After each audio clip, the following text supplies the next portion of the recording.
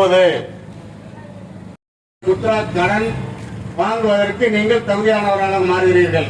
ஆகவே நீங்கள் உங்கள் வங்கிக்கு சென்று இந்த முத்ரா வங்கி கடன் பெறுவதற்கு உண்டான ஆவணங்களை கொண்டு செல்லுங்கள். உங்களுக்கு முத்ரா வங்கி கடன் கிடைக்கும். இந்த வாய்ப்பு நமது பாரத பிரதமர் நரேந்திர மோடி அவர்கள் வழங்கி பயன்பெறுமாறு அன்போடு வேண்டுகிறேன்.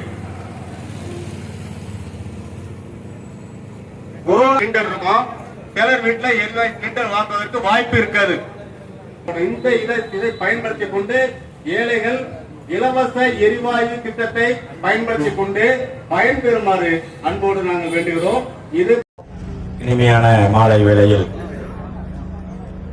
நாளை நமது தமிழகம் நமது என்ற திருமண பிரச்சார கூட்டத்திற்கு தலைமை தாங்கி நடத்தி கொண்டிருக்கும் திருநெல்வேலி மேற்கு மண்டல தலைவர் அன்பு அண்ணன் பாரதி அவர்களே, மாவட்ட செயலாளர் வழக்கறிஞர் தம்பி சதீஷ் பிரபாகர் அவர்களே,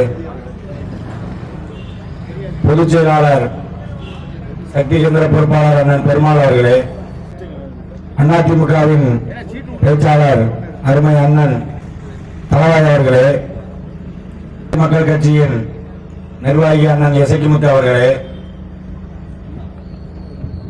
மானூர் தெற்கு மண்டல தலைவி சகோதரி எசக்கியம்மாள் அவர்களே, தாமரை சொந்தங்கள், அதிமுக நிர்வாகிகள், பாட்டாளி மக்கள் கட்சி நிர்வாகிகள் அனைவரையும் வருக வருக என வரவேற்றுக் கொண்டு, மக்கள் விரோத திமுக ஆட்சி, பெண்களுக்கு பாதுகாப்பு வழங்க இயலாத திமுக ஆட்சி அகற்றப்பட வேண்டும். அகற்ற மட்டுமல்லாது ஒழிக்கப்பட வேண்டும். இனி திமுக என்ற ஒரு ஆட்சிக்கு வர அவங்க துடிச்சுக்கிட்டு இருக்கும் போது அதை நம்ம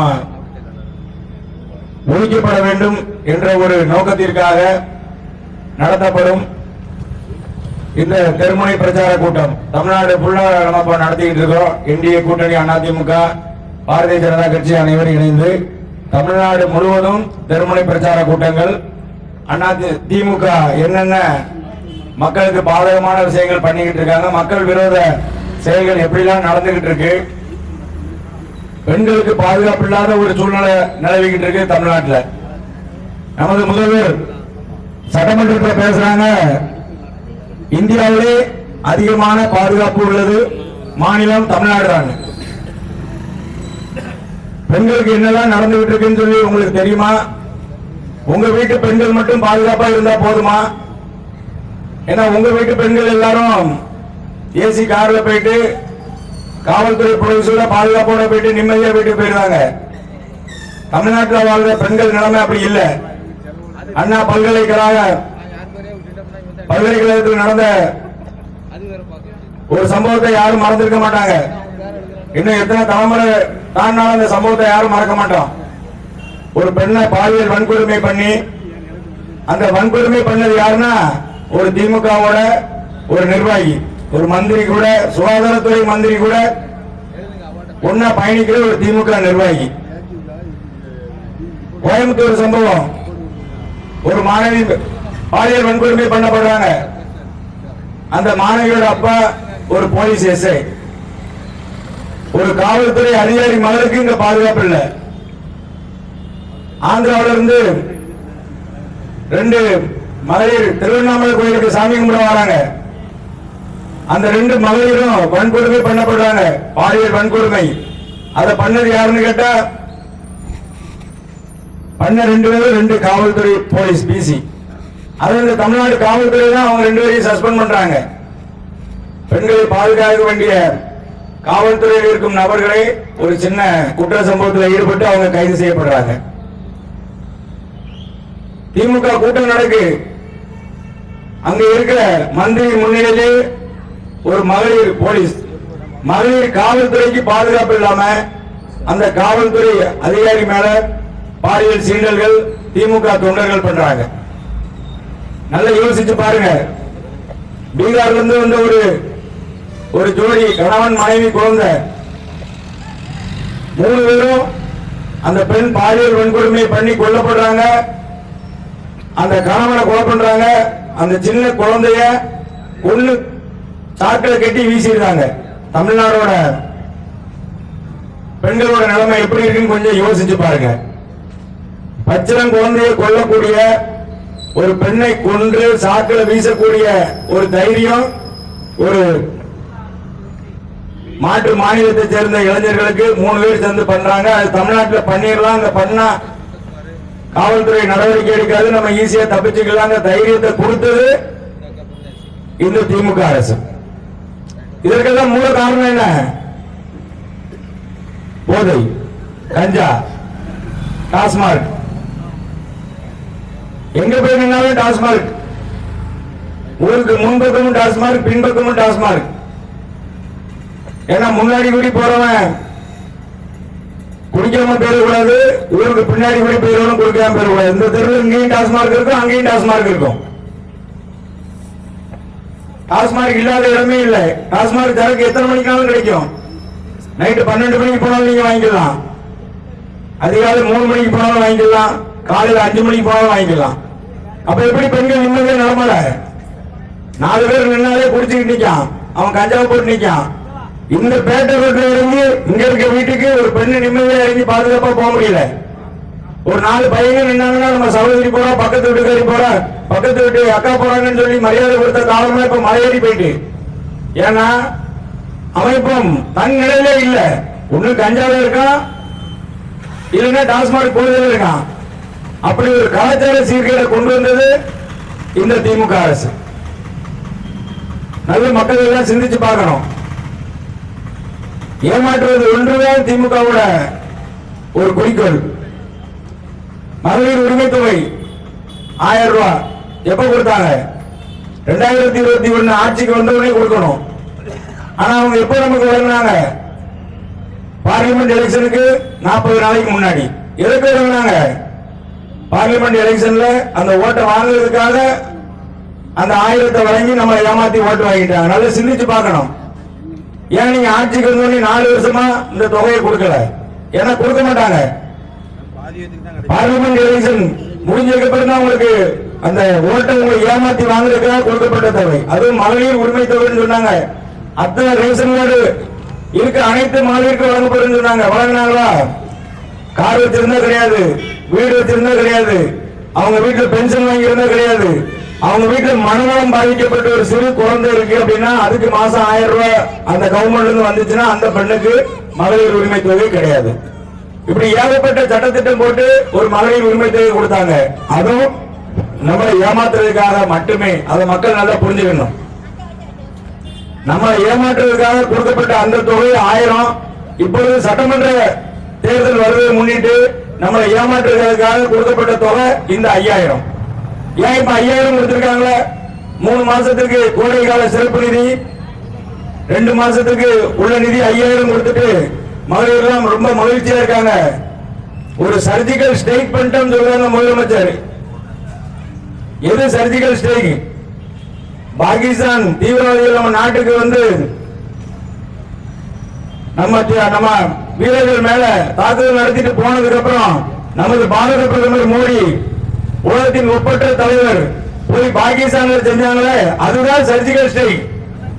நீ பண்றது மக்களை ஏமாத்தி ஓட்டு வாங்குறதுக்காக நீ கொடுக்க 5000 சர்ஜிக்கல் ஸ்ட்ரைக் கிடையாது. ஒரு ஏமாளித்தனம், பித்தலாட்டம். இதை மக்கள் எல்லாரும் உணர்ந்து வரணும். ஏமாற்றுவதற்காக மட்டும் கொடுக்கப்பட்ட நிதி தான் இந்த 5000. ஏகப்பட்ட திட்டங்கள் அதிமுக அரசு அம்மா இருக்கும்போது தாலிக்கு தங்க திட்டம் வச்சிருந்தாங்க. அந்த தாலிக்கு தங்க திட்டத்தை முழுமையா இப்ப நிப்பாட்டினது நம்ம திமுக அரசு. தங்க இப்ப என்ன விலைக்கு விற்கணும் உங்க எல்லாருக்கும் தெரியும். 5 வருஷம் தாலிக்கு தங்கம் திட்டத்தை முழுமையா நிப்பாட்டினாங்க. இலவச மிக்சி, கிரைண்டர், ஃபேன் கொடுத்தாங்க அம்மா ஆட்சியில. அது மக்களுக்கு பயன்பட்டுச்சு. நீ 1500 கொடுக்கறதுக்குன்னா வீட்டுல அந்த 1500 நீங்க திரும்பவும் பிடிங்கிட்டு போய் திரும்பவும் அதே டாஸ்மார்க்ல கொடுத்து திரும்ப அந்த ரூபாயை அவங்க வாங்கிட்டு போவதற்காக தான். ஒவ்வொரு விஷயத்திலையும் போய் இந்திய எதிர்ப்புன்னு பேசுவாங்க. 1950 இருந்து சுதந்திரம் வாங்கி இன்னைக்கு 75 வருஷமா இந்திய எதிர்ப்பை பத்தி பேசுறாங்க. ஆனா இவங்க வீட்டுல யாரும் ஹிந்தி படிக்காம இருக்காங்களா? எல்லாரும் கொஞ்சம் சிந்திச்சு பார்க்கணும். 2004 தயாநிதி மாறன் மத்திய மந்திரியா பொறுப்பேற்கும் போது கலைஞர்கிட்ட கேட்காங்க, எப்படி தயாநிதி மாறன் வந்து மத்திய மந்திரி ஆனாலும் அவர் கட்சியில உறுப்பினராக கூட இல்லைன்னு அதுக்கு நமது முதலமைச்சர் கருணாநிதி சொன்ன பதில் அவருக்கு ஹிந்தி தெரியும், அதனால அவரை வந்து மத்திய மந்திரி ஆக்கியிருக்காங்க. அப்ப உன் வீட்டுல இருக்கிறவன் பேரை ஹிந்தி படிக்கலாம். 30 வருஷத்துக்கு முன்னாடியே தயாநிதி மாறன் ஹிந்தி படிச்சுட்டான். உன் வீட்டுல ஹிந்தி படிக்காங்க. நீ நடத்துற ஸ்கூல்ல ஹிந்தி இருக்கு, உங்க மந்திரிகள் நடத்துற ஸ்கூல்ல ஹிந்தி இருக்கு. ஆனா தமிழக மக்கள் ஹிந்தி படிச்சிடக்கூடாது. சமச்சீர் கல்வின்னு சொல்லி நம்ம மத்திய அரசு கொண்டு வந்தது நமது கிராமத்தில் இருக்க குழந்தைகள் படிச்சிடக்கூடாது. படிச்சுட்டா அவங்களுக்கு மூளை வளர்ந்துடும், நல்ல வேலைக்கு போயிடுவான். அவன் வேலைக்கு போயிட்டு சிந்திச்சுட்டாம அவன் இருக்கக்கூடிய ஒரே கட்சி திமுக தான். ஏன்னா ஒரு 75 வருஷமா நம்ம தாத்தா காலத்துல இருந்து தாத்தாவை ஏமாத்தி அப்பாவை ஏமாத்தி நம்மளையும் ஏமாத்தி நம்ம பிள்ளையும் ஏமாத்துறதுக்கு தயாராகிட்டு இருக்க ஒரு ஏமாற்றுக்கார கட்சி தான் இந்த திமுக. அதை நல்லா நீங்க புரிஞ்சுக்கணும். போனப்ப தெளிவா சொல்லுவாங்க, தமிழகத்திலே அதிக விதவைகள் உள்ள மாநிலம் எதுன்னு கேட்டீங்கன்னா தமிழ்நாடு. அவங்க தான் பேசுறாங்க, நீங்க எல்லாம் அந்த பேட்டியில பார்த்திருப்பீங்க. தமிழ்நாட்டிலே அதிக விதவைகள் உள்ள மாநிலம் தமிழ்நாடு. ஏன் நீங்க ஆட்சிக்கு வந்ததுக்கப்புறம் தமிழ்நாட்டில் இருக்க விதவைகளுக்கு ஃபுல்லா மறுமணம் செஞ்சு வச்சுட்டீங்களா? இந்த விதவைகள் ஃபுல்லா எங்க நாடு எடுத்துட்டீங்களா? இந்த விதவைகள் எங்க போனாங்க? இப்ப நீங்க டாஸ்மார்க்ல என்ன கொடுத்துக்கிட்டு இருக்கீங்க? இப்ப ஹெல்த் புரோட்டீன் பவுடர் அங்க கலக்கி போற ஆட்களுக்குள்ள நீங்க கொடுக்கீங்களா? அதை தாண்டி 100 மடங்கு நீங்க டாஸ்மார்க்கை இப்ப கூட்டி இருக்கீங்க. மணமகள் மன்றம் ஆரம்பிச்சிருக்காங்க. அது திருநெல்வேலி மட்டும் இப்போ 10 இடத்துல தொடங்கியிருக்காங்க மணமகள் மன்றம். மணமகள் மன்றம் ஒண்ணும் கிடையாது. ஒண்ணு அந்த சரக்கு பிரைவேட் பார் மாதிரி, அது ஒரு பிரைவேட் ஒயின் ஷாப். அதை எத்தனையோ திருநெல்வேலியில தமிழ்நாட்டில் 1 கோடி ரூபாய் செலவு பண்ணி எடுக்கிறதுக்கு எத்தனையோ திமுக காரங்க தயாரா இருந்து அதை எடுத்துக்கிட்டு இருக்காங்க.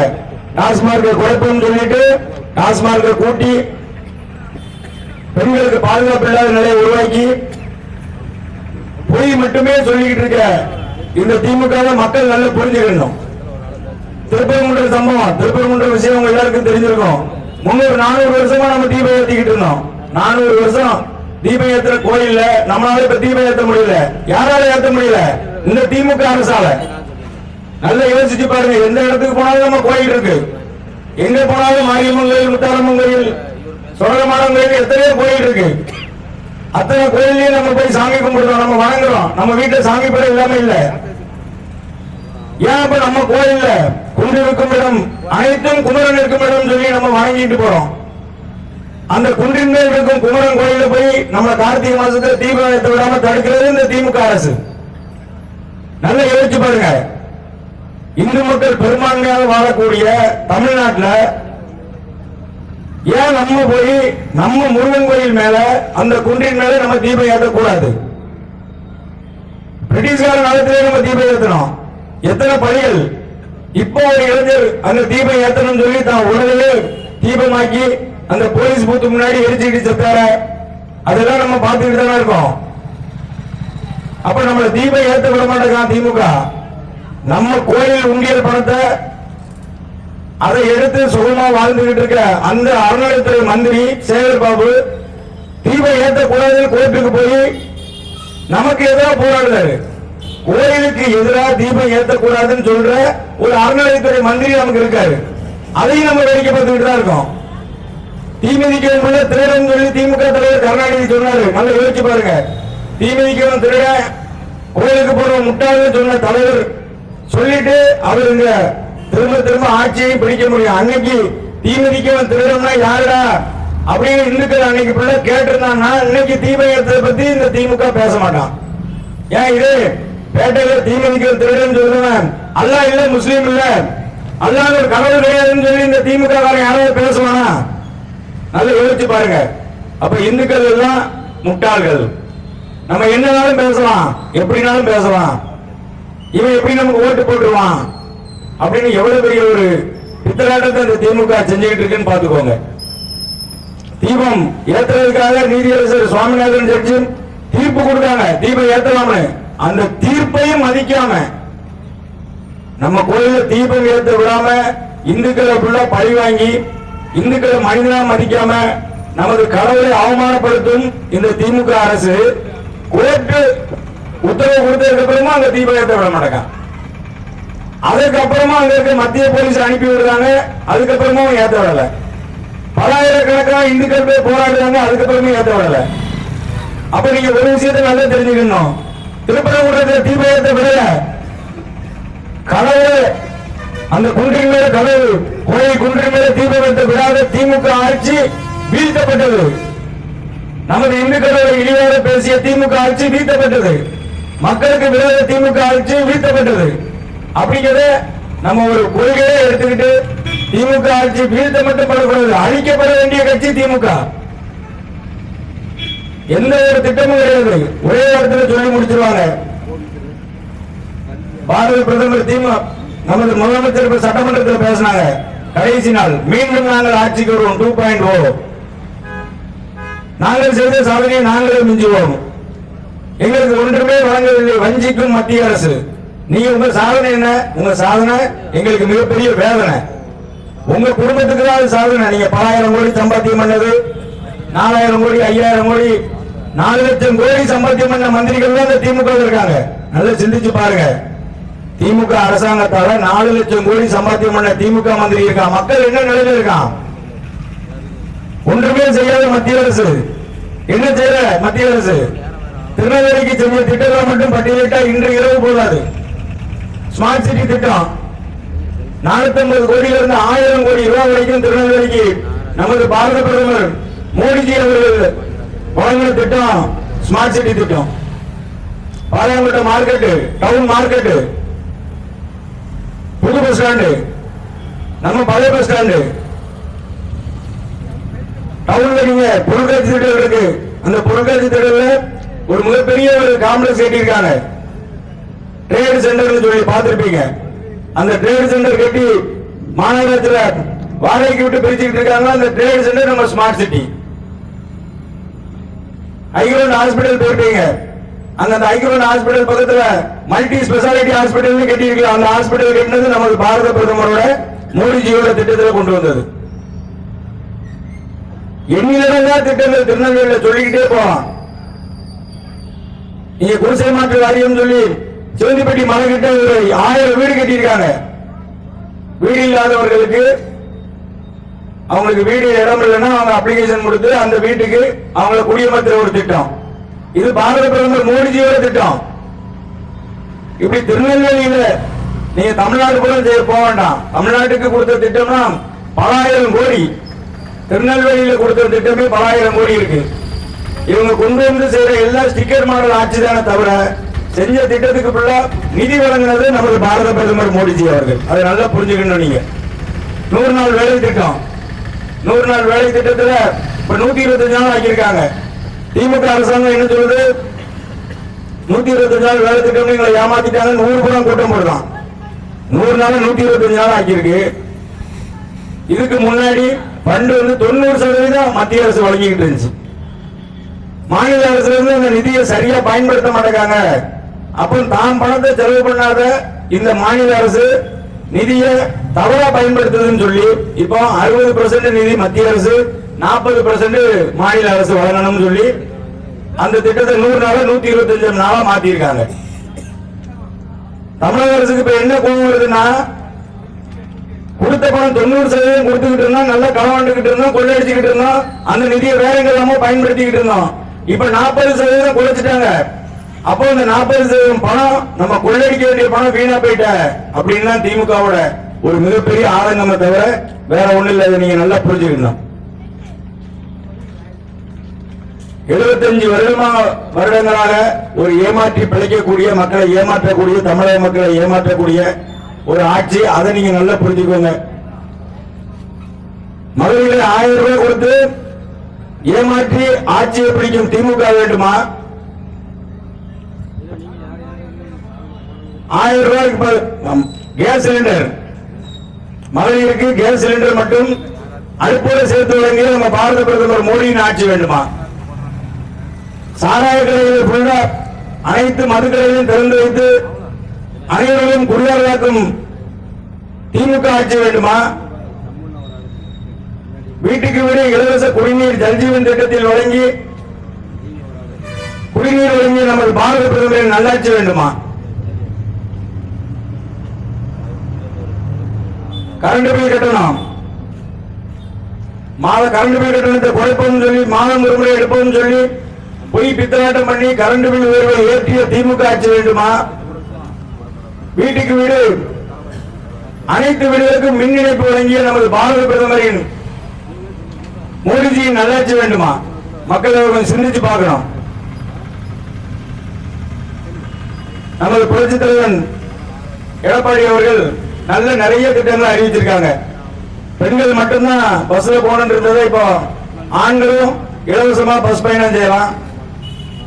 அம்மா வீடு திட்டம் இப்போ அவன் 5000 கொடுத்திருக்கான், 10000 கொடுத்திருக்கான்னு அறிவிச்சிருக்காங்க. இப்படி ஏகப்பட்ட திட்டங்களை அறிவிச்சிருக்காங்க. 2 பெரிய கட்சிகள் இணைந்து இந்த தேர்தலை சந்திக்காங்க. திமுக அதனாலதான் மிகப்பெரிய பயம் வந்துட்டு. அந்த மக்கள் அனைவரும் சிந்திச்சு இந்த ஏமாற்றுக்கார திமுகவை வீட்டுக்கு விரட்டி அடிப்போம் என்று கேட்டுக்கொண்டு பேச வாய்ப்பளித்த அனைவருக்கும் நன்றி கூறி விடைபெறுகிறேன். நன்றி, வணக்கம். நம்மளையும் நமது தாமரை சொந்தங்களையும் அரவணைத்து நல்வழி கொண்டு கொண்டிருக்கும் மாவட்ட தலைவர் பொதுச்செயலாளர் அருமை சகோதரர் சதீஷ் அவர்கள் ஒன்றியத்தினுடைய செயலாளர் இசக்கியம்மாள் அவர்களுக்கு பொன்னாடை போர்த்துகிறார்.